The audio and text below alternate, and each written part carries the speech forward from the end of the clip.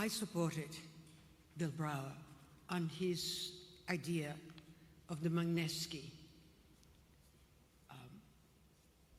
because I believe from the very first day that I listened to him that this was a really important and invaluable tool to apprehend and to bring to justice and to impose sanctions on war criminals and on corrupt politicians.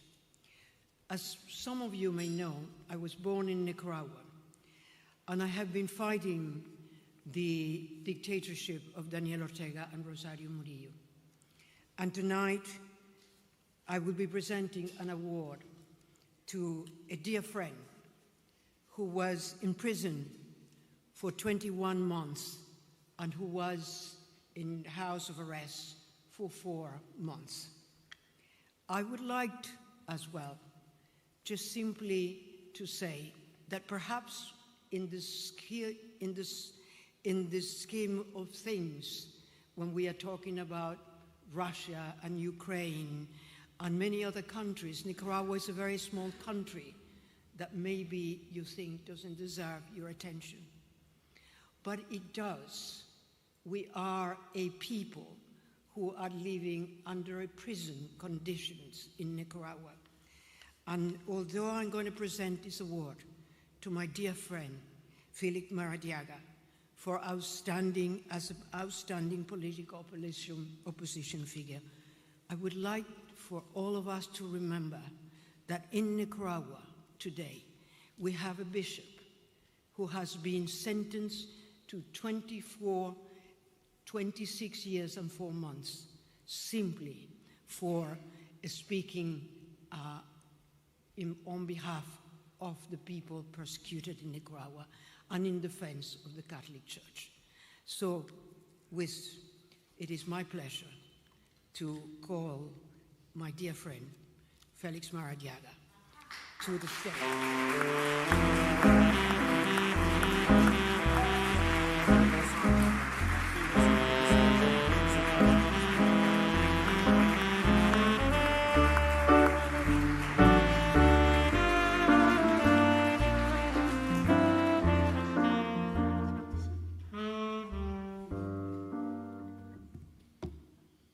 Ladies and gentlemen, dear Bill, Bianca, colleagues, awardees, I'm deeply humbled and filled with enthusiasm to receive the Magnitsky Award. If someone had mentioned this opportunity just 7 months ago when I was in prison in Nicaragua, it would have been very hard to believe. As Bianca clearly said, this honor is not mine. It is shared with the thousands of Nicaraguans who have sacrificed their lives in the pursuit of freedom. It is dedicated to the nearly 1 million Nicaraguans in exile who, despite the distance, continue to dream in democracy and freedom, a dream that is elusive. As a kid, at my 12-year-old, I was a refugee abroad, and that's what I can speak in this beautiful language. Being displaced as an unaccompanied minor fleeing a war, who would say that my daughter Alejandra, at 6-year-old, will also become a displaced person? This award belongs to my colleague Angel Gaona, who worked with me and was killed while reporting during the protests in 2018. Belongs to Jason Salazar, Olesia, Victor Ticay, more than 90 other political prisoners, and of course to the bishop of my own diocese, Monsignor Rolando Alvarez, who is in prison simply for preaching justice and peace from the pulpit of the church. It belongs to the 11 Catholic missions expelled from Nicaragua, the 120 priests expelled from Nicaragua because of the religious persecution in the country.